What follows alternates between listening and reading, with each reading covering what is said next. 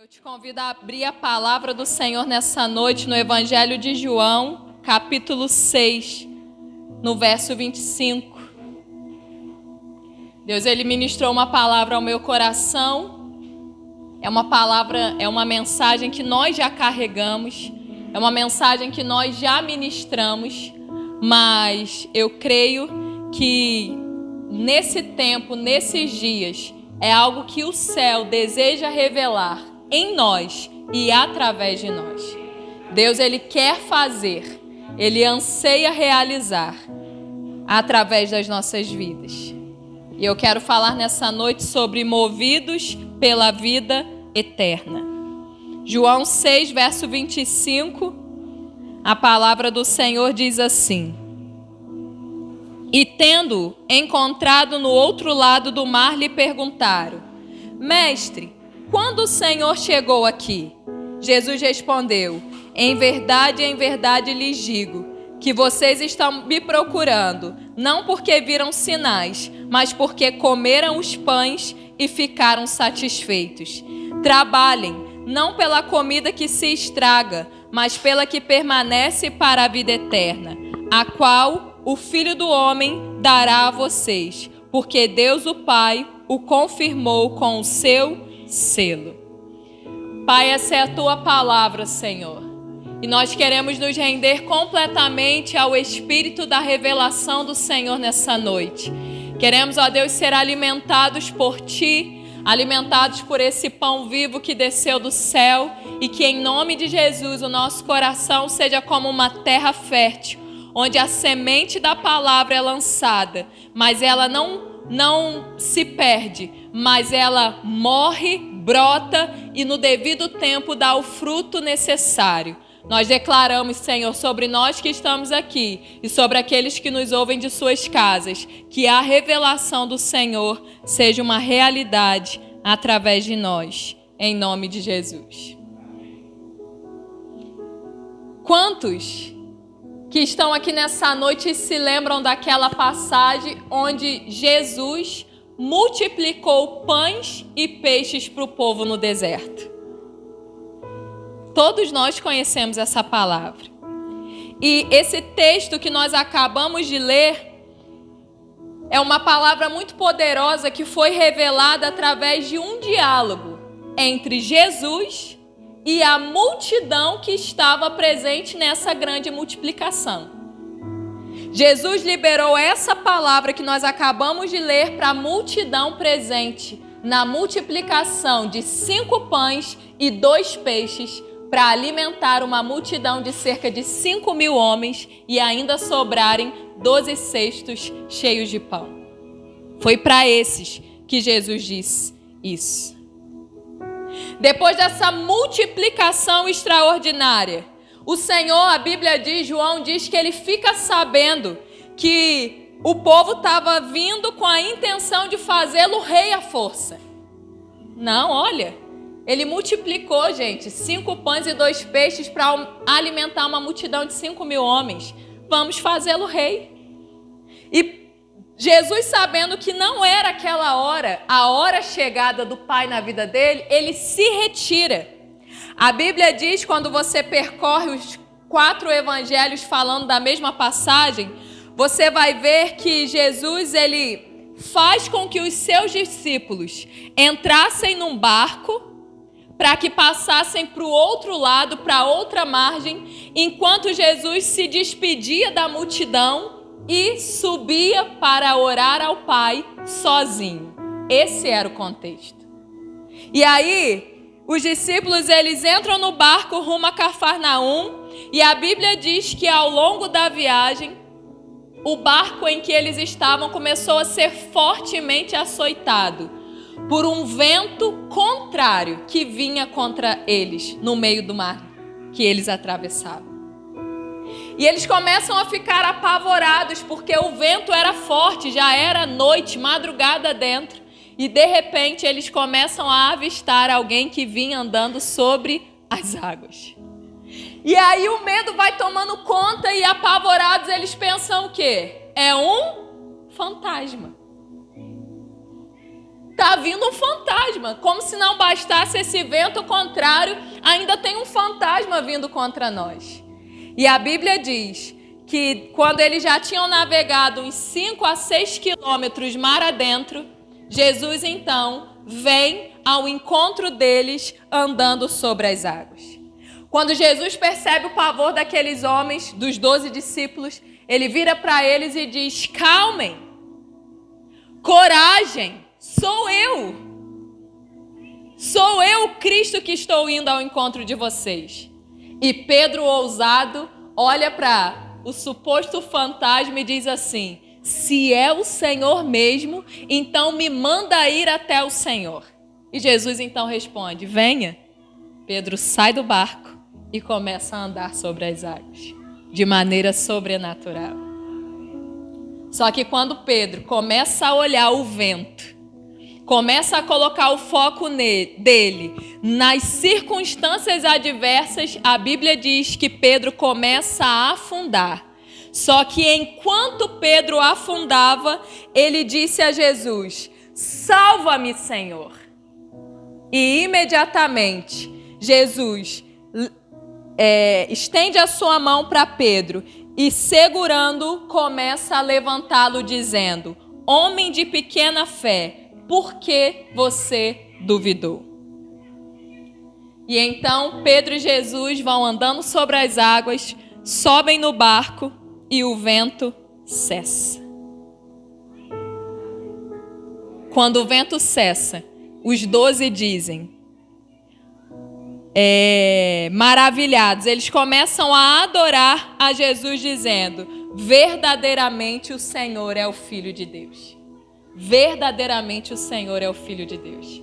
Nós não tínhamos entendido ali na multiplicação dos pães e peixes, mas verdadeiramente o Senhor é o Filho de Deus.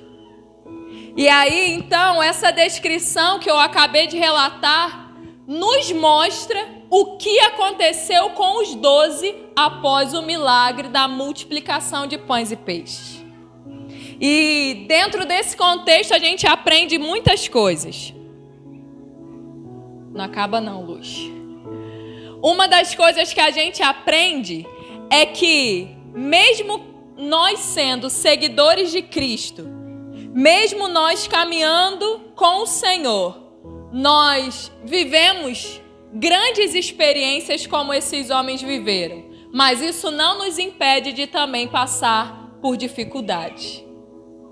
As grandes experiências que nós experimentamos quando passamos a caminhar com Jesus, às vezes elas são experiências que a gente vive em grandes grupos. Quando é que eles viveram isso? Quando eles estavam em meio a um deserto, os discípulos, a multidão estava ali há um tempo, a fome estava batendo a porta, e Jesus, sabendo que ia realizar um milagre, ele diz o quê? Deem vocês a essa multidão de comer. E então os discípulos dizem para Jesus: mas de onde nós vamos tirar pão para tanta gente? E André, aquele discípulo que era do 1 a 1, que gostava de valorizar o indivíduo, ele chega para Jesus e diz assim: olha, tem um menino aí que tem 5 pães e 2 peixes. E Jesus então pede: traga a mim. E dando graças, Jesus parte e repartindo o pão e os peixes se multiplicavam, alimentando a todos. Então, quando somos seguidores de Jesus, nós vivemos experiências em meio à multidão. Só que as experiências não param por aí. Seguidores de Jesus também vivem experiências com pessoas mais chegadas. Quantos aqui têm pessoas mais chegadas? Tem coisas que a gente vai viver no meio da igreja, mas tem coisas que a gente vai viver às vezes num discipulado, só você e o seu discipulador.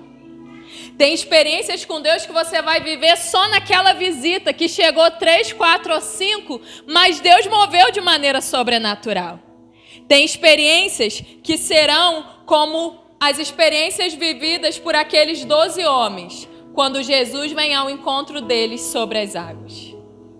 A multidão não viu isso acontecer, mas os 12 tiveram o privilégio. Mas não para por aí. Ainda existem experiências que nós vivemos como indivíduo. Os 12 viram Jesus vindo sobre as águas, mas apenas Pedro teve a oportunidade de ir até Jesus andando sobre as águas. Deus, Ele quer que nós venhamos a viver experiências extraordinárias, que não serão vividas no meio da multidão, mas serão vividas no nosso secreto. É quando nós vemos algo acontecendo e Deus nos toma, o Espírito nos toma com uma ousadia tão grande que a gente entra num lugar de realizar coisas absurdas. Se uma multidão visse aquilo acontecendo, iria dizer que nós estávamos loucos. Mas porque não há multidão, o Espírito, o Pai e o Filho sabem que nós estamos nos expondo. Não precisa cuspir, não. Estamos nos expondo a algo sobrenatural que o Senhor está nos dando a oportunidade de viver. Não foi Jesus que disse, 12, saiam do barco e venham andar comigo. Mas foi a ousadia de Pedro que desejou, eu quero ir até o Senhor. Que nós venhamos a ter a ousadia de Pedro, amém? E aí a gente aprende aqui que mesmo que nós tenhamos deixado tudo para nos tornarmos discípulos de Jesus, ainda assim viveremos experiências difíceis nessa terra. Diga assim, experiência difícil faz parte da vida de todo mundo. Eu preciso te dar essa não boa notícia. Mas mesmo você seguindo a Jesus, você está sujeito a sofrer os ventos contrários. O que nos respalda nesses momentos onde a gente está sofrendo essa contrariedade dos ventos, vamos colocar assim, é nós estarmos em obediência à palavra do Senhor. Não foram os discípulos, os 12, que disseram assim, vamos escolher um barco e vamos à frente de Jesus lá para Cafarnaum. Não foram eles, mas foi Jesus que ordenou, entrem no barco e vão para o outro lado. E o fato de ter sido Jesus que os ordenou a fazer isso, precisava isso trazer sobre eles uma convicção de que mesmo que qualquer coisa acontecesse no meio da travessia, eles iriam chegar aonde? Do outro lado. Por quê? Porque Jesus disse que eles estariam indo para ali. Então, irmãos, quando Deus ele libera uma palavra sobre a sua vida, você precisa caminhar sobre essa palavra. Tudo pode parecer contrário. Tudo pode estar nos resistindo. Tudo pode estar tentando nos paralisar. Mas quem tem uma palavra, tem tudo. Uma palavra é suficiente para nós chegarmos do outro lado. Quando ventos contrários batem a nossa vida, contra a nossa vida, enquanto cumprimos uma ordem do Senhor, podemos estar no meio de uma madrugada espiritual, num tempo de trevas, na hora certa, Jesus vem ao nosso encontro, ainda que andando sobre as águas, ainda que a gente se assuste da maneira como Jesus está vindo, Ele vem. Estou enfrentando uma luta, uma guerra, uma tempestade. Irmão, se Jesus que te ordenou, não tema. Eu sei que Jesus está comigo, mas eu não consigo ver, eu estou sentindo muito medo, na verdade eu estou sentindo pavor. Acalme o seu coração. Às vezes a gente não entende, mas não significa que Ele não esteja vindo. E eu quero aqui abrir um parêntese para esclarecer algo. Às vezes a gente sofre ventos contrários e não são ventos permissivos por Deus, porque nós estamos caminhando num caminho de obediência e Ele quer forjar o nosso caráter. Às vezes a gente entra em tempestades porque nós escolhemos entrar num barquinho e seguir viagem, desobedecendo ao Senhor. Para essa tempestade ou para esse vento contrário, a gente não tem o respaldo de que Jesus vai vir ao nosso socorro. Porque uma confusão que nós nos metemos, não é Jesus que vai lá por livre e espontânea vontade dele para nos tirar. O problema é que a gente arruma a gente resolve. O problema que acontece quando Deus nos dá uma palavra, Deus resolve. Amém? Só que isso também não significa que nós não possamos entrar num lugar onde a misericórdia de Deus venha nos alcançar. A Patrícia abriu esse culto lendo 2 Crônicas, capítulo 7, o verso 14. Esse texto estava num contexto onde Salomão, ele acabou de construir o templo, eles inauguraram o templo, 7 dias de festa, e quando ele manda que o povo volte para as suas casas, o Senhor aparece a ele à noite e libera essa palavra, dizendo: ouvi a sua oração e escolhi para mim este lugar para a casa do sacrifício. Se eu fechar o céu de modo que não haja chuva, ou se ordenar aos gafanhotos que consumam a terra, ou se enviar a peste entre o meu povo, se o meu povo que se chama pelo meu nome se humilhar, orar, me buscar e se converter dos seus maus caminhos, eu ouvirei dos céus, perdoarei os seus pecados e sararei a sua terra. O que nós aprendemos aqui? Que existem momentos que o céu fecha, o vento vem contrário, a tempestade nos alcança, porque nós escolhemos entrar num barco que Deus não desejava que nós entrássemos. Só que a nossa vida não está perdida porque tomamos uma decisão errada, uma escolha errada.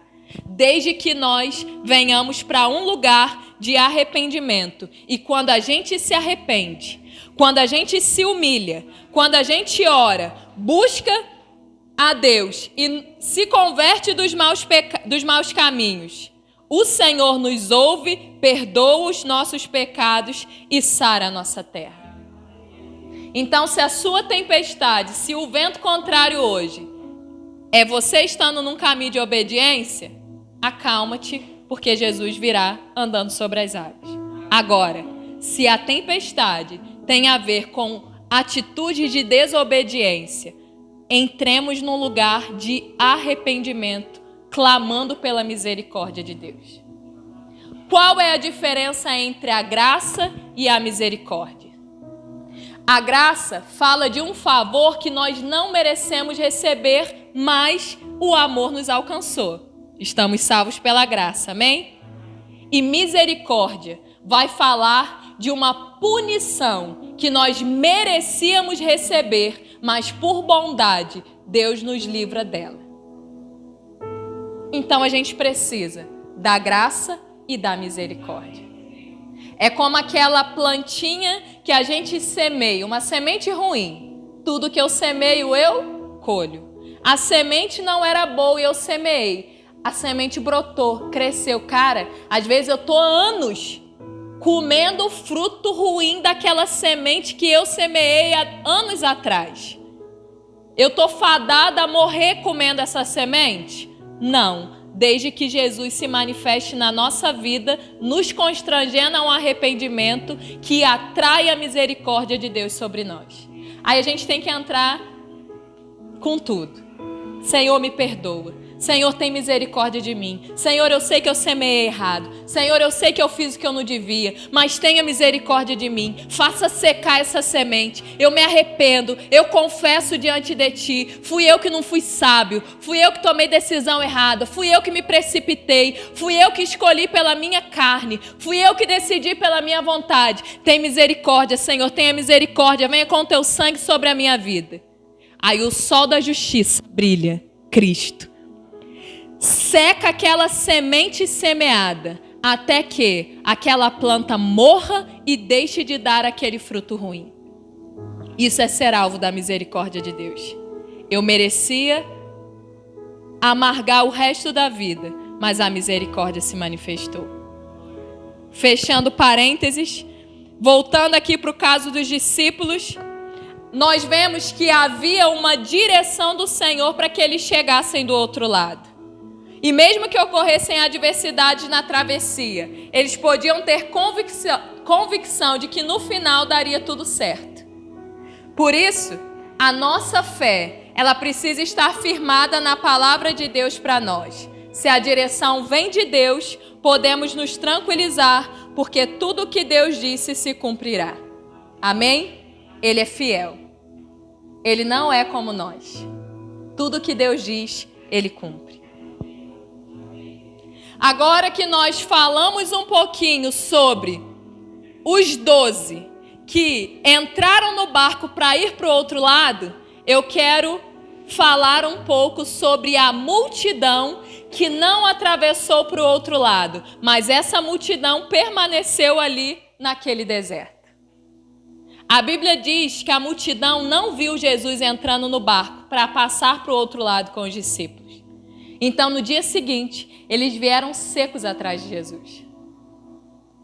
E aí, quando eles olham os barcos, veem que, mas ele não foi junto, a gente viu os discípulos indo sozinhos. A Bíblia diz que eles, percebendo que Jesus já não estava mais ali, eles entraram nos barcos e partiram, porque eles queriam encontrar Jesus. Quando eles chegam do outro lado, eles têm esse encontro e a gente entra exatamente no texto que nós lemos no início.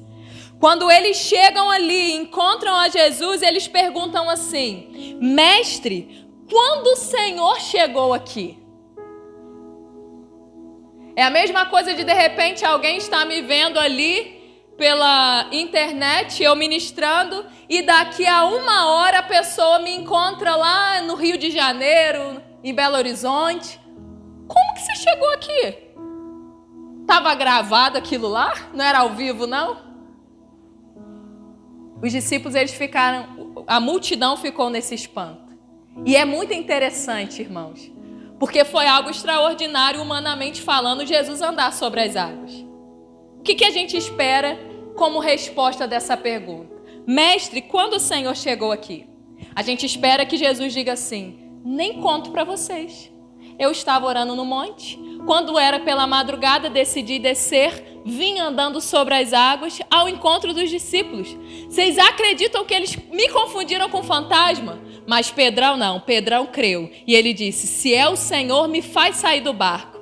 Multidão, Pedro andou sobre as águas. Cara, Jesus podia ter feito isso. Só que essa não foi a resposta que Jesus deu. Porque Jesus conhece o nosso coração. Jesus conhece as motivações do nosso coração. E por isso, ele diz assim: em verdade lhes digo, no verso 26, que vocês estão me procurando, não porque viram sinais, mas porque comeram os pães e ficaram satisfeitos. Se fôssemos nós, iríamos colocar até efeito especial para poder contar que a gente tinha andado sobre as águas. A gente ia querer impressionar a multidão. Só que Jesus, ele não foca no exterior. Jesus não foca no aparente, mas ele sempre sonda os nossos corações. Jesus, ele não se deixou ludibriar porque aquela multidão estava em busca dele. Ele conhecia os corações e ele sabia que não era fome e sede de quem Jesus era. Era fome do que Jesus podia dar a eles para comer. O que atraiu aquela multidão novamente a Jesus do outro lado do rio não foi o reconhecimento dele ser o Filho de Deus, mas a realidade de terem ficado satisfeitos com os pães que comeram na multiplicação. A motivação não era pelo desejo, pela pessoa de Cristo, mas pelo anseio do que suas mãos podiam oferecer. Aí eu te digo, mas foi pecado Jesus multiplicar pães e peixes? Óbvio que não. É pecado nós comermos pães e peixes multiplicados das mãos do Senhor? É claro que não, é um privilégio. Só que a motivação de nós o seguirmos não deve ser essa. Porque ele é muito mais importante do que uma multiplicação. Aí no verso 27, Jesus nos ensina a verdadeira motivação que deve nos atrair ao Evangelho. E aí na versão da nova tradução, nova versão transformadora, diz assim: não se preocupem tanto com coisas que se estragam, como a comida, mas usem suas energias buscando o alimento que permanece para a vida eterna, o qual o Filho do Homem pode lhes dar, pois Deus o Pai colocou em mim seu selo de aprovação. É Jesus dizendo assim para aquela multidão: não se preocupem com as coisas que se estragam. Em outra versão diz: trabalhem, não pela comida que se estraga, mas pela que permanece para a vida eterna. A mensagem que nós precisamos carregar, a motivação que nós precisamos ter, precisa ser pela eternidade. A cura é necessária e faz parte? Sim. A multiplicação precisa acontecer nas nossas vidas em alguns momentos? Sim. Nós precisamos que o Senhor traga provisão? Sim, e tudo isso Ele faz. Só que o que nos atrai a Ele precisa ser a eternidade, que Ele é. Às vezes ficamos perdidos como essa multidão que atravessou depois, no dia seguinte. A gente fica perdido a respeito da obra de Deus. Como fazer a obra de Deus? O que é a obra de Deus? Como acontece a obra de Deus? Eu preciso fazer a obra de Deus.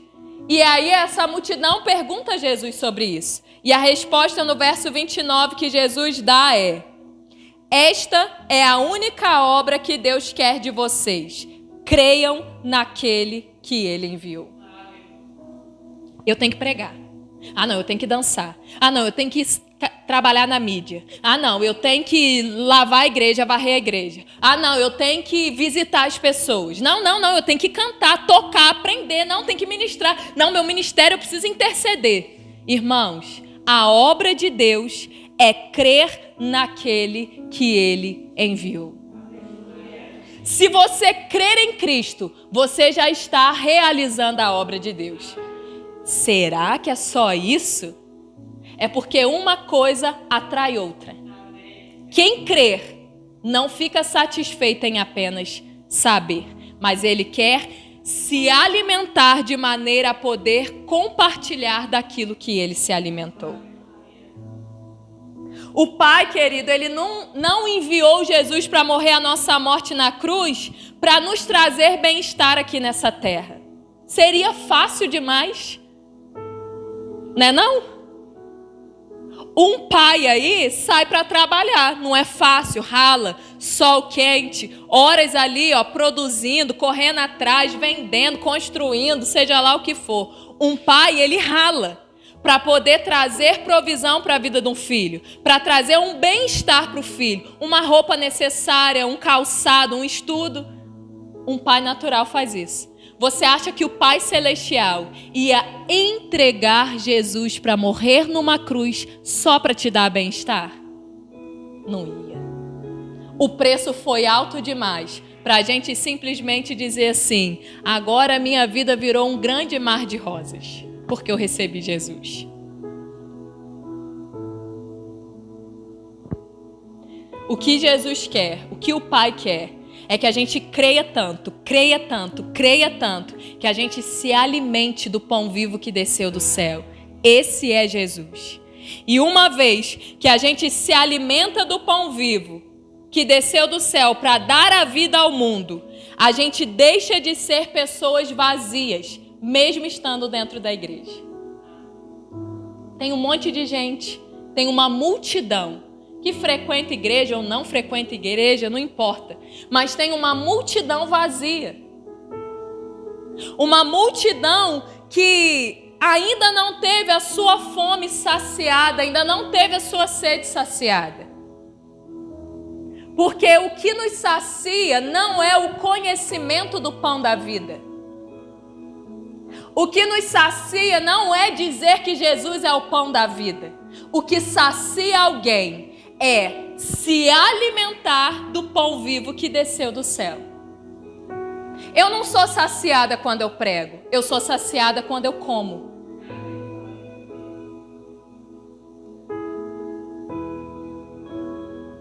Para sermos cheios, não basta conhecermos sobre Jesus, mas é necessário nos alimentarmos dele. E para isso é necessário fé. Um incrédulo pode ouvir essa mensagem e ele não vai ser saciado, porque só pode comer do pão da vida quem crê. Uma fé verdadeira e genuína é aquela que nos faz nos mover. É aquela que te move. Quando a sua fé, ela é verdadeira, ela vai mover você. Às vezes a gente acha que fé é esperar Deus fazer. A gente espera Deus fazer, mas não com o braço cruzado. A gente espera Deus fazer, nos movendo em direção àquilo que Deus nos ordena mover. Discípulos, entrem no barco e vão à minha frente, lá para o outro lado. Eu vou despedir aqui da multidão, vou subir para orar sozinho. Mas Jesus, como é que o Senhor vai depois? Não se preocupa não, pode ir. Uma pessoa que se alimenta de Jesus passa a ser um repartidor do pão da vida. Quando André fala assim, Senhor, tem aqui um menino com 5 pães e 2 peixes. Jesus fala, traz para mim. Quando André entrega nas mãos de Jesus, a Bíblia diz que, erguendo Jesus, dá graças ao Pai por aquela provisão e começa a repartir. É como se Jesus pegasse o pão e à medida que ele repartisse para os discípulos fossem repartindo, a multiplicação fosse acontecendo e acontecendo e acontecendo e acontecendo. Por quê? Porque quem se alimenta do pão da vida se torna um repartidor do mesmo pão. Agora, por que às vezes a gente não reparte Jesus com outros? Talvez seja porque nós estamos apenas conhecendo, de ouvir falar o pão da vida, mas possivelmente nós ainda não estejamos nos alimentando de quem Ele é. E como a gente vai repartir de algo que não faz parte de nós? Olha o que Romanos 10, verso 13 diz. Porque todo aquele que invocar o nome do Senhor será salvo. Como, porém, invocarão aquele em quem não creram? E como crerão naquele de quem nada ouviram? E como invocarão se não há quem pregue? E como pregarão se não forem enviados? Como está escrito, quão formosos são os pés dos que anunciam coisas boas. Mas nem todos obedeceram ao evangelho. Pois Isaías diz, Senhor, quem creu em nossa pregação? E assim a fé vem pelo ouvir, e ouvir pela palavra de Cristo. A mensagem do evangelho, irmãos, ela tem o poder de transformar a vida das pessoas que creem no evangelho. Mas elas só poderão crer se elas ouvirem, porque a fé vem pelo ouvir e ouvir pela palavra de Deus. Por que muitas pessoas na nossa família ainda são incrédulas? Porque nós não pregamos a palavra. Porque à medida que nós começarmos a pregar a palavra, a fé vai ser estartada, vai ser ativada no interior dos nossos familiares. E eles passarão a crer. Quem crer será salvo. Só que não é pregar qualquer palavra. Porque às vezes a gente até prega, mas a gente não prega o verdadeiro evangelho. A gente tenta atrair as pessoas usando subterfúgios. A gente fala assim, não moça, vai lá na igreja. A hora que você for na igreja, você vai ver, Jesus vai te dar um carro novo. Aí esse camarada não converte nunca. Ele vem para a igreja, quando ele vê que o carro não chegou do jeito que ele queria, ou o carro até chega, mas aí a esposa adoece, aí pronto, o camarada não vai firmar. Por quê? Porque o que firma as pessoas na presença de Deus não é o pão da terra, mas é o pão do céu. Nós precisamos revelar o verdadeiro evangelho, porque é ele que firma a vida das pessoas na presença de Deus. Esse evangelho que promete vida confortável, mas não garante a vida eterna, não deve ser o evangelho que nós carregamos, que nós professamos, que nós vivemos. Ah, pastora, mas aí você está dizendo então que Deus, ele não dá bênção nenhuma para a gente aqui nessa terra? Eu não estou dizendo isso. A Bíblia fala o quê? Que nós comeremos o melhor dessa terra quando nós obedecermos ao Senhor. A Bíblia fala que as bênçãos seguem a quem? Aos que creem. Jesus multiplicou pão e peixe. Jesus fez com que coxos voltassem.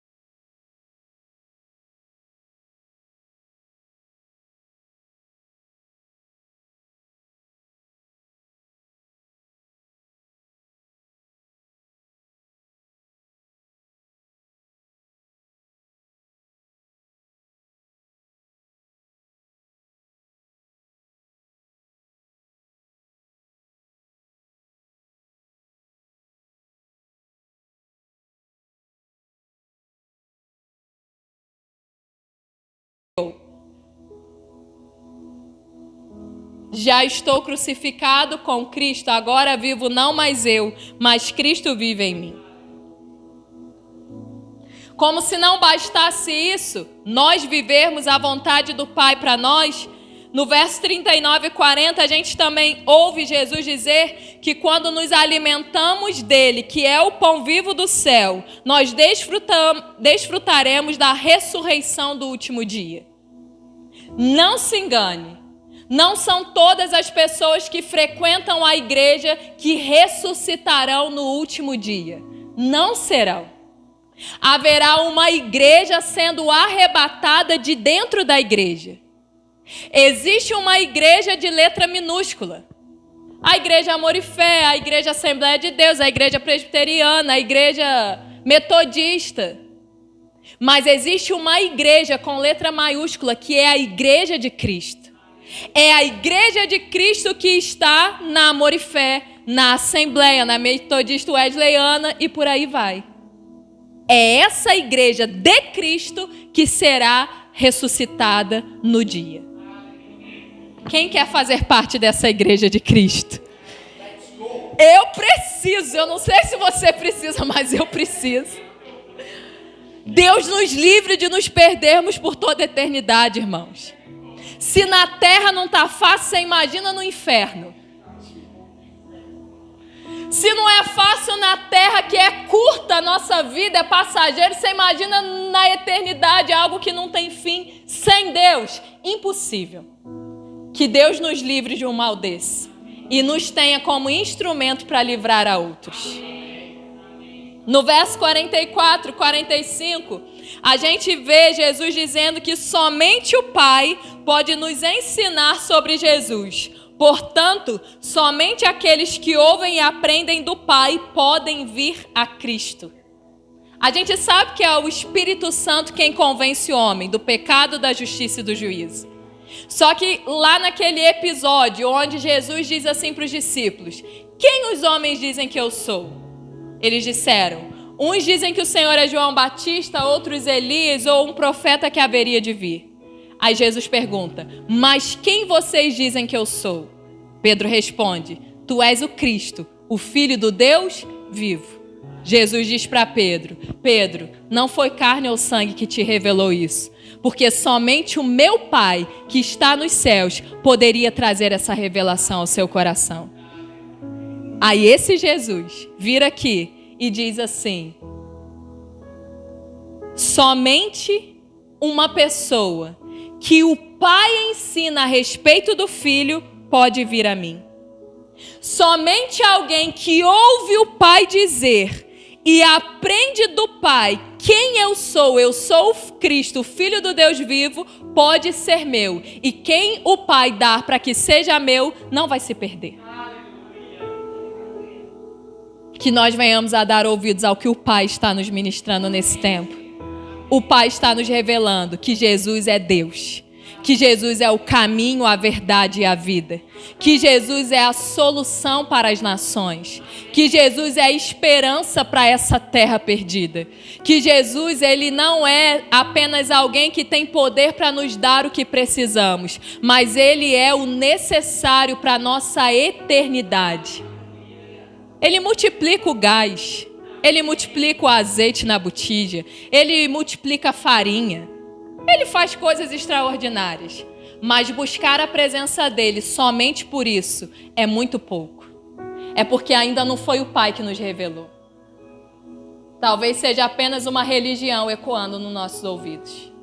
Mas a partir dessa noite, o Pai começará a nos ensinar e nós começaremos a dar ouvidos. E a partir daí, Jesus deixará de ser apenas um abençoador para ser a nossa bênção principal e a única bênção que nós ansiamos ardentemente. No verso 47, Jesus diz: em verdade lhes digo, quem crer em mim tem a vida eterna. Paulo, em Romanos 14:17, disse: o reino de Deus não se trata de comida ou bebida, mas de paz, justiça e alegria no Espírito Santo. O reino de Deus, querido, não é o carro novo na sua garagem. O reino de Deus não é casa. O reino de Deus não é carne sobre a sua mesa. O reino de Deus não é uma casa bonita para você ostentar e mostrar para os outros. O reino de Deus não é uma roupa da moda. O reino de Deus não é a aparência ali no Facebook, no Instagram. O reino de Deus é algo que você não pode ver. Porque Jesus disse que o reino foi estabelecido dentro de cada um de nós. O reino não é algo que a gente possa apalpar, mas é algo que a gente pode desfrutar a partir de pessoas que manifestem do lado de fora o que foi estabelecido do lado de dentro. Nossa mensagem, ela precisa ser a vida eterna. O que você precisa pregar para as pessoas para atraí-las para Jesus? Vida eterna. O que você precisa levar lá no hospital para falar com alguém que está enfermo? Vida eterna. O que você precisa compartilhar em mensagem com um vizinho, com um amigo, com um parente que não conhece a Cristo ainda? Cara, Jesus morreu para te dar vida eterna. Não é outra coisa além disso. Tudo na nossa vida precisa estar rodeando a mensagem central do Evangelho, que é a eternidade das pessoas sendo transformadas. O nosso foco é essa transformação. Por isso, a gente precisa ministrar o Evangelho do Reino com a nossa própria vida, através de uma cultura transformada pela cultura do céu. Porque a gente simplesmente dizer assim, querido, Jesus tem a vida eterna para você, vivendo uma vida toda avacalhada, não vai ter poder para transformar a vida de outras pessoas. Agora, como que eu preciso revelar a vida eterna? Quando eu estou lá na minha cozinha, no fogão, fazendo uma comida para minha família. Quando eu estou lavando roupa, limpando a casa. Quando eu estou lá no trabalho, cuidando de alguém, construindo uma casa, atendendo alguém, fazendo...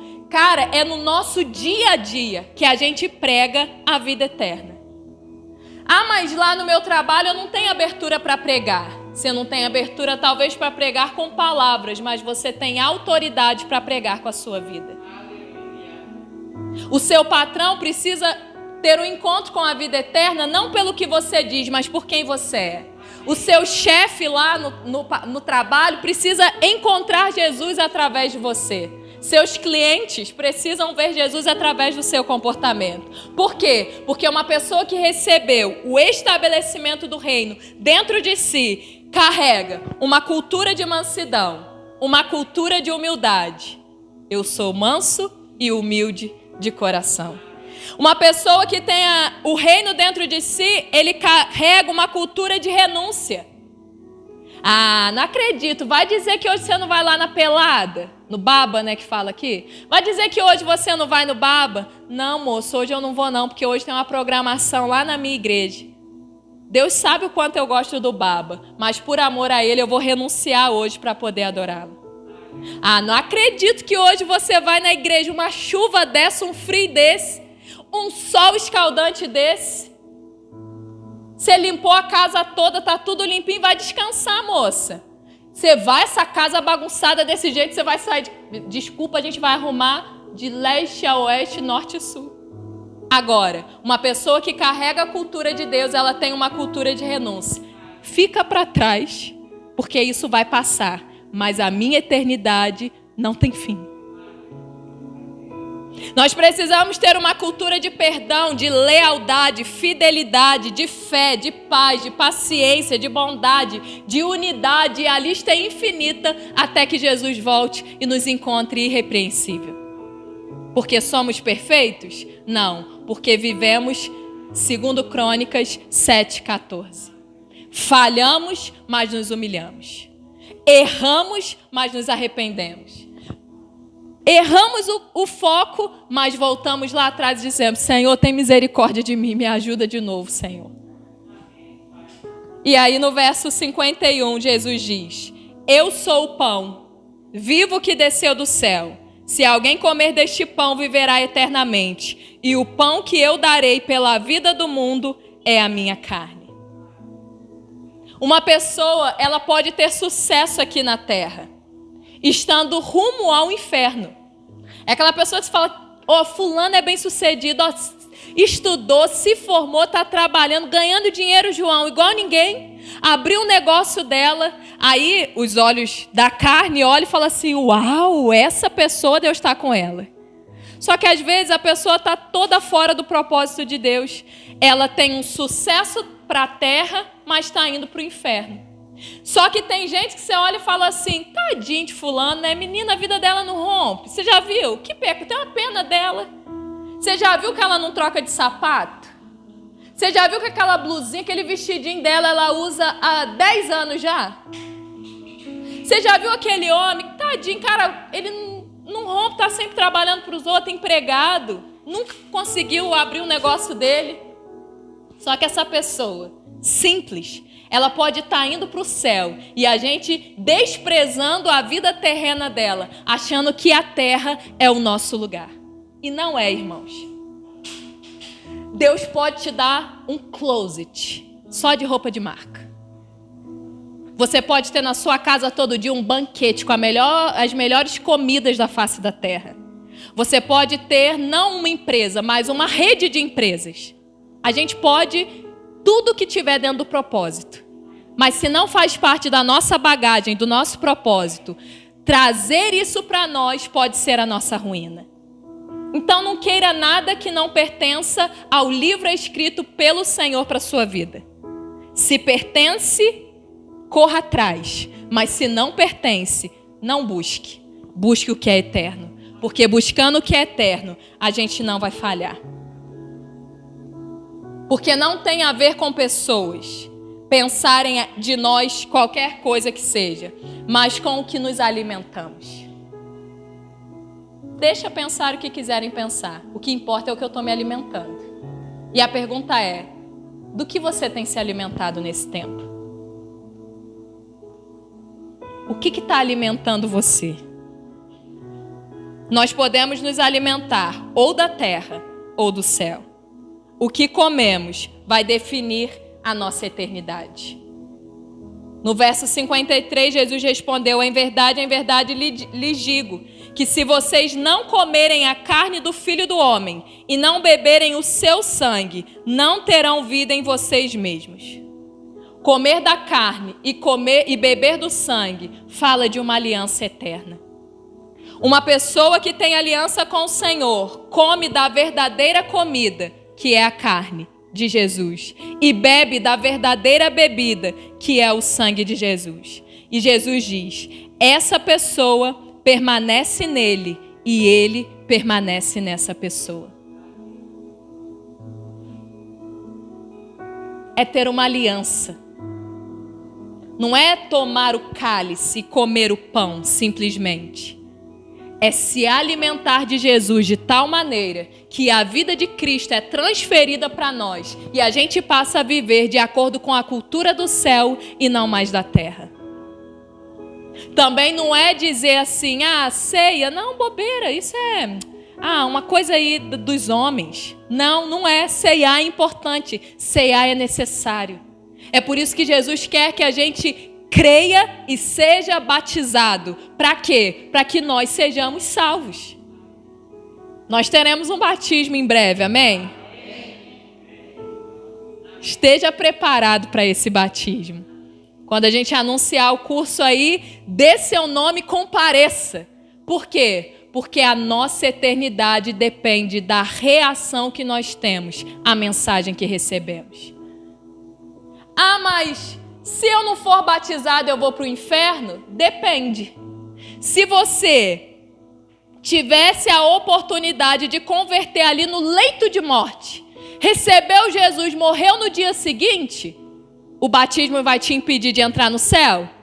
Claro que não. O principal é receber Jesus.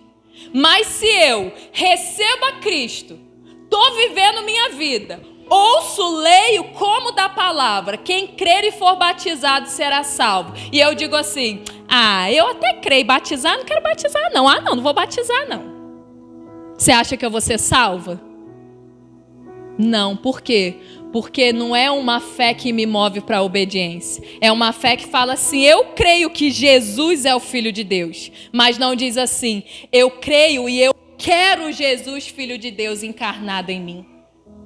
Nós precisamos ter a vida de Cristo entranhada em nós. Se é para batizar, eis-me aqui. É para perdoar, eis-me aqui. É para amar, eis-me aqui. É para pregar, eis-me aqui. É para limpar o chão, eis-me aqui. É para me humilhar, eis-me aqui. Senhor, eu só quero que Cristo seja revelado em mim e através de mim. Quem de Jesus se alimenta, por Jesus viverá, no verso 57. Essa é a importância de nos alimentarmos da verdade, porque nossa vida depende do que nos alimentamos. E eu concluo dizendo, Jesus está voltando. Quando você ouve sobre o Afeganistão, quando você ouve sobre o Haiti, quando você ouve sobre a Europa que está ali sofrendo com temperaturas nunca vistas antes, quando você ouve que vulcões ao redor do mundo foram despertados, quando você ouve que a lua se transformou em sangue, quando você ouve que as nações estão em colapsos, quando você ouve que há pandemias, terremotos, tsunamis, quando você ouve que tem pai matando filho e tem filho matando pai, quando você ouve que está tudo um caos, mas tem gente casando e se dando em casamento, quando você ouve que o marido deixa a mulher aqui e junta com a outra e daqui a pouco a mulher já se junta com o outro, quando a gente começa a não apenas ouvir, mas ver isso com os nossos olhos que a terra há de comer, é hora da gente ligar a antena e dizer assim, calma, não é mais tempo de perder tempo, não. Jesus está às portas. Jesus está a qualquer momento vindo. As profecias já estão se cumprindo. Até os judeus já voltaram para a pátria deles, boa parte. Israel já é uma nação. Toda a preparação para a construção do templo lá em Israel, que faz parte das profecias, já está tudo pronto. Só é necessário um alinhamento profético para chegar a hora da construção. A única profecia que ainda não se cumpriu É o evangelho do reino sendo pregado a todas as nações. É a única que ainda não se cumpriu. Só que quando começa-se a apertar o cerco, Deus começa a nos enviar para os lugares aonde é necessário que o evangelho chegue. Para que o evangelho tocasse outras partes do mundo, foi necessário que Roma perseguisse a igreja. E uma vez debaixo daquela opressão e perseguição, a igreja, os discípulos começaram a se espalhar. E o evangelho chegou aqui em Teixeira de Freitas, Bahia. O Brasil está entrando num lugar de perseguição. E a gente está clamando a Deus, não deixa, tem misericórdia. Se o meu povo que se chama pelo... Nós estamos nessa vibe. Só que tem coisas que Deus permite, porque o propósito dele vai além do nosso. Quando o evangelho do reino for pregado a todas as nações, então virá o fim. Não é política.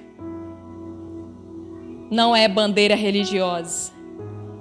É o evangelho do reino. Os sinais são claros. Por isso nós precisamos entender que não nascemos para o prazer dessa terra, mas para o prazer do Senhor. Para o teu prazer, para a tua vontade é que eu existo. Tu és digno, não é assim? É para o prazer do Senhor que nós existimos. O Pai quer nos atrair a Jesus e uma vez que passamos a ter uma aliança com Cristo, Ele nos transforma em portadores da mensagem da reconciliação. O Pai está dizendo, seu Arthur, Jesus é o caminho. Helena, Jesus, o meu filho, Ele é a verdade. Maria, Lia, Jesus, o meu filho, Ele é a vida. Tiana, Jesus é a única solução. João, Jesus te criou para o prazer. Jesus, o Pai, queridos, Ele está nos dizendo. O Pai está dizendo, Carol, Jesus é o Cristo, o Filho do Deus vivo. Jesus é Deus, Ele é o Salvador, Ele é o libertador. Ele é a solução para os enfermos, para os feridos, para os desabrigados, para os órfãos, para as viúvas. O Pai está dizendo. Agora, uma vez que nós damos ouvido a essa mensagem do Pai, nós nos tornamos em portadores da mensagem da reconciliação. E Paulo diz, para encerrarmos em 2 Coríntios 5,18: Ora, tudo isso provém de Deus, que nos reconciliou consigo mesmo por meio de Cristo e nos deu o ministério da reconciliação, a saber que Deus estava em Cristo reconciliando consigo o mundo, não levando em conta os pecados dos seres humanos e nos confiando a palavra da reconciliação. Portanto, irmãos de Teixeira de Freitas e de todo lugar que estiver ouvindo, somos embaixadores em nome de Cristo, como se Deus exortasse por meio de nós. Em nome de Cristo, pois, pedimos que vocês se reconciliem com Deus. Aquele que não conheceu o pecado, Deus o fez pecado por nós, para que nele fôssemos feitos a justiça de Deus. E eu quero dar ênfase a essa palavra que Paulo disse aos Coríntios. Em nome de Cristo, pois, pedimos que vocês se reconciliem com Deus. Em nome de Cristo, pedimos que vocês se reconciliem com Deus. Você que está aqui nessa noite, o Espírito te trouxe para que em nome de Cristo você se reconcilie com Deus. Jesus está às portas e as pessoas precisam ser reconciliadas com o Senhor, porque a vida é muito curta, mas a eternidade não tem fim. A gente não quer que as pessoas sofram, Tiana. E a gente ora para que Deus livre as pessoas do sofrimento. Só que mais importante do que ser livrada da terra é ser livrada na eternidade. Não vale a pena uma cura terrena que nos coloque no inferno, mas vale a pena uma ausência de cura para a terra, desde que a gente encontre ao Senhor na eternidade. Nosso propósito de vida é alimentarmos do pão vivo. O seu propósito é se alimentar do pão vivo que desce do céu. Mas a sua missão é dar de comer aos famintos. Não simplesmente uma comida perecível, mas dar de comer do pão da vida. Qual é meu propósito? Comer. Mas qual é a minha missão? Dar de comer. Que as pessoas experimentem do pão vivo do céu e vivam eternamente. Que elas tenham a oportunidade de ressuscitarem com Cristo no último dia. Para isso, precisamos viver o nosso propósito e cumprir a nossa missão. Quantos aqui querem viver o propósito? Então, nessa noite, se deixe ser alimentado pelo pão da vida. De maneira espiritual, tome o pão que é Jesus e coma. Se alimente. Deixa a palavra entrar. Deixa a semente cair em boa terra e criar raízes profundas. Que nós sejamos movidos pela vida eterna. Nós não temos outro motivo para viver. Você pode se colocar de pé.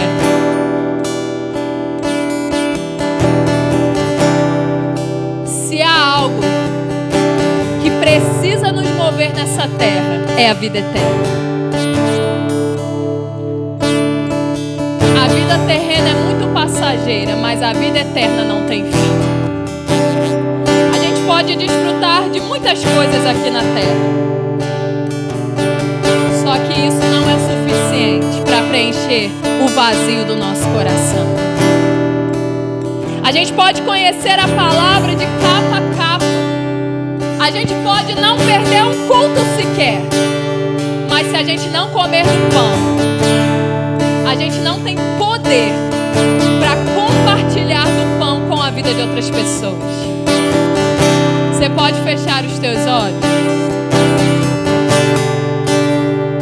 E através dessa mensagem, que não é uma mensagem que vai afagar o nosso ego, mas é uma mensagem que vai transformar a nossa eternidade. Que você possa se assentar agora à mesa do Senhor. Uma mesa espiritual que foi preparada para você nessa noite.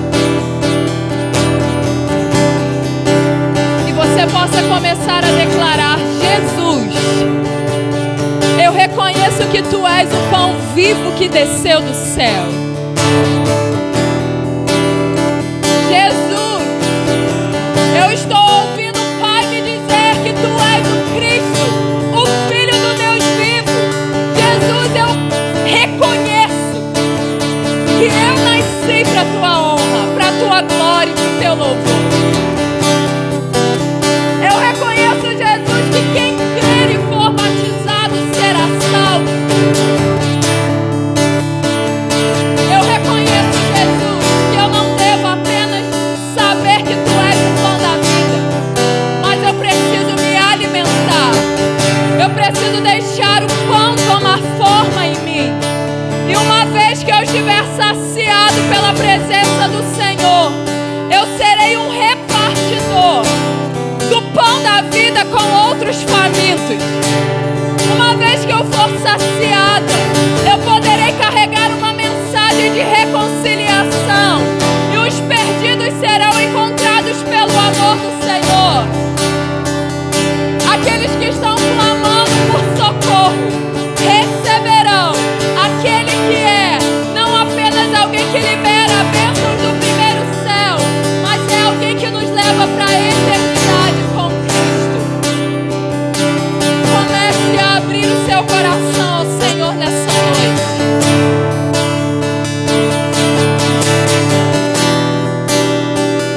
Nós podemos sair deste lugar como alguém que viu a mesa preparada, mas saiu faminto. Mas nós podemos sair daqui saciados por um pão que nos alimenta para a eternidade. Não um pão da terra, mas um pão do céu. Adore a presença dele.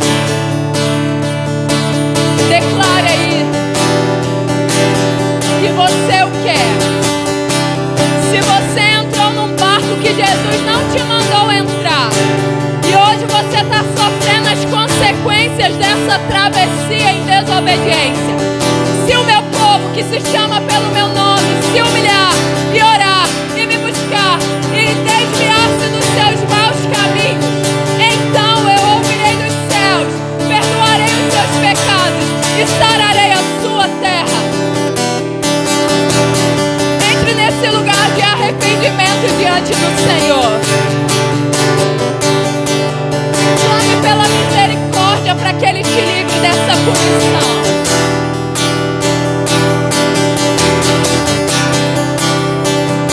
Agora, se o vento contrário é porque você entrou no barco que Jesus te mandou entrar.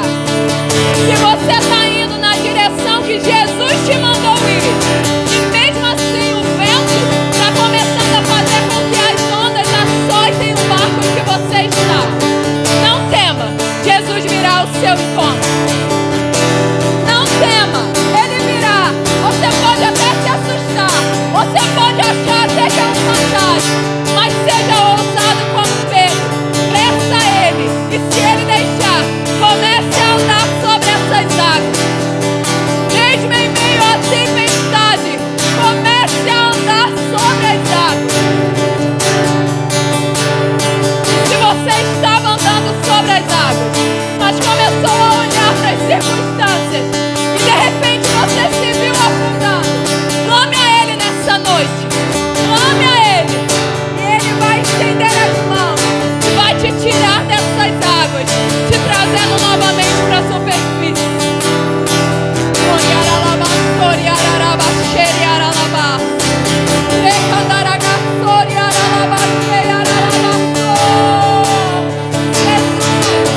Nós queremos dar ouvidos à sua voz. A voz do Pai ecoando, Senhor, no nosso coração nessa noite. Eu quero dizer, se houver alguém aqui nessa noite, seja nos assistindo online ou aqui presencialmente, que reconhece que estamos vivendo os últimos dias da igreja sobre a face da terra. Se você reconhece que os sinais deixam isso muito claro, e você não quer mais conhecer Jesus de ouvir falar, mas você quer se alimentar de quem Ele é e ter a sua vida transformada para a eternidade, para que quando a igreja for arrebatada, você suba com o povo de Deus. Eu te convido a erguer sua mão se você quiser declarar e confessar Jesus nessa noite. O tempo do fim é um tempo de salvação. O tempo do fim é um tempo onde o evangelho do reino tocará as nações. Nações são pessoas. Talvez você já seja até batizado nas águas, mas quando olha para dentro, você sabe que é necessário ainda nascer de novo. Você pode erguer as suas mãos, você que quer receber Jesus como Senhor e suficiente Salvador da sua vida. Você que tem o desejo de confessá-lo e de entregar a sua vida por completo a Ele. Erga a sua mão o mais alto que você puder. Jesus, Ele não veio para os perfeitos, Ele veio para aqueles que reconhecem que precisam dEle. Jesus, Ele não veio para poder libertar quem não reconhece quem Ele é. Mas quando nós reconhecemos que Jesus é o Cristo, o Filho do Deus vivo, a salvação alcança o nosso coração e transforma a nossa eternidade. Repita comigo assim: Jesus, nesta noite eu ouço a palavra do Senhor. Nesta noite eu ouço a revelação do Pai, que me revela quem o Senhor é. E eu não quero ficar paralisado diante dessa revelação. A fé vem pelo ouvir, e ouvir pela palavra do Senhor. Eu ouço a tua palavra e respondo a sua palavra, e crendo que Jesus é o Filho de Deus, eu abro meu coração e convido ao Senhor para entrar e transformar a minha eternidade. Eu reconheço e confesso, creio com o coração e confesso com meus lábios que Jesus Cristo é Senhor da minha vida e Salvador da minha alma. Escreva o meu nome no livro da vida e a partir de hoje eu passo a viver como um proclamador da mensagem da reconciliação. Você pode dizer amém? O sangue de Jesus, ele nos salva. E uma vez salvos, nós nos tornamos repartidores do pão da vida. Que não apenas nós venhamos a chegar nos céus, mas que junto conosco possam vir uma multidão que entendeu que Jesus não veio para dar pão da terra, mas que Ele é o próprio pão vivo que desceu do céu e transformou a nossa eternidade. Você pode aplaudir a Ele?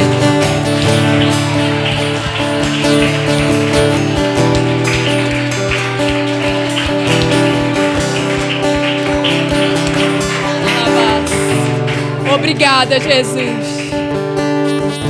Obrigada, Senhor. Nós nascemos para Ti.